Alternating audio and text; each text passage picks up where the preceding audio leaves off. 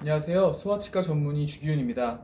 오늘은 어린이의 부정교합을 유발할 수 있는 구호흡 습관에 대해서 한번 이야기해 보겠습니다.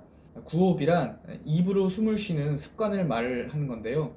이런 구호흡 습관이 구강 건강에는 굉장히 좋지 않은 습관이에요. 입안이 마르는 구강건조증이 생길 수 있고요. 구호흡이 부정교합을 유발할 수 있다? 이런 이야기가 좀 생소하신 분들도 있을 텐데요. 어린이가 계속 잘 때라든지 아니면 평소에 입을 벌리고 숨을 쉬게 되면 앞니를 돌출하게 만드는 부정교합을 일으키는 경우가 있습니다. 실제로 제가 진료를 하다가 어린이의 그 외모를 보고 어머님 혹시 얘가 입을 벌리고 자나요? 평소에 입을 좀 벌리고 있는 습관이 있나요? 이렇게 여쭤보면 거의 8, 90%가 그런 습관이 좀 있다고 말씀을 하시는데요.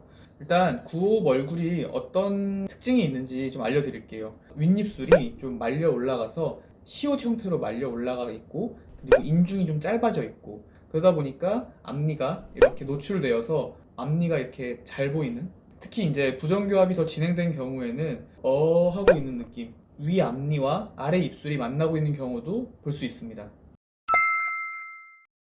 구호흡의 원인이 심한 비염이라든지 잘 때 편도가 커서 수면 무호흡으로 입을 벌리고 잘 수밖에 없는 상황이라면 먼저 그에 걸맞는 선행 치료가 이루어져야 됩니다. 편도선 제거 수술이라든지 비염을 확실하게 제거해주는, 아이들이 비염이 있다고 해서 365일 비염이 있지는 않거든요. 그래서 좀 시기적으로 심해지는 시기가 있고 좋아지는 시기가 있는데, 이렇게 비염이 좀 발생을 하다 보니까 입으로 숨을 쉬는 습관이 남아있어서 구호흡을 하는 경우가 더 많습니다. 이런 경우에 좀 도움이 될 만한 간단한 운동법을 알려드릴게요. M 포지션이라고 설명을 합니다. 한번 해보실까요? M. 그렇게 되면 윗입술과 아랫입술이 가볍게 만나고 위 치아와 아래 치아는 자연스럽게 살짝 떠 있게 됩니다. 이게 평소에 가만히 숨을 쉴 때 가장 좋은 포지션이라고 설명을 해주는데요. 아이가 의식적으로 입을 살짝 다물고 있게끔 안내를 해주는 게 중요합니다.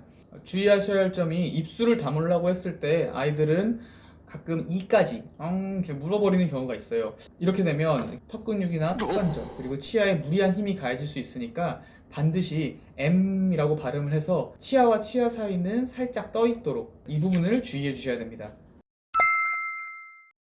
중요한 점은 그런 구호흡을 계속 방치하게 되면 아이의 그 부정교합이 점점점 심해질 수가 있어요. 그렇기 때문에 이 부정교합 습관만큼은 빨리 잡아주는 것이 무엇보다 중요합니다. 습관성 구호흡이 이런 M 포지션 연습으로도 해결이 되지 않는다면 습관성 구호흡을 잡아줄 수 있는 여러 가지 장치가 많이 나와 있어요. 간단하게 저희 조카의 사진을 좀 보여드릴게요. 저희 조카도 어렸을 때부터 좀 구호흡이 있고, 그러다 보니까 윗입술이 말려 올라가고 인중이 짧아지는, 그리고 앞니가 좀 돌출되어 있는 이 형태를 볼 수 있었어요. 간단한 장치 치료를 시작을 했는데요. 그 이후에 많이 개선되어 가지고 지금은 많이 좋아졌거든요. 영상에서 자세하게 어떤 장치, 난 이런 장치를 썼고 이렇게 치료했다라고 말씀을 드리면 이게 조금 의료법이라든지 아니면 광고에 오해가 있기 때문에 영상에서는 말씀드리지 못하고요. 이런 장치의 사용에 대해서는 가까운 주치의 선생님께 한번 상의를 드려보는 것을 권유하고 싶어요.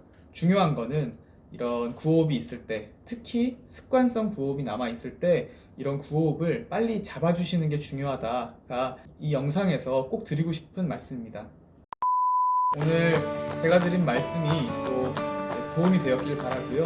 한번 아이가 입을 좀 벌리고 있는다는 느낌이 들면 제가 말씀드린 어떤 안모가 있는지, 그리고 잘 때 입을 벌리고 자고 있지는 않은지 한번 신경 써서 확인을 해주세요.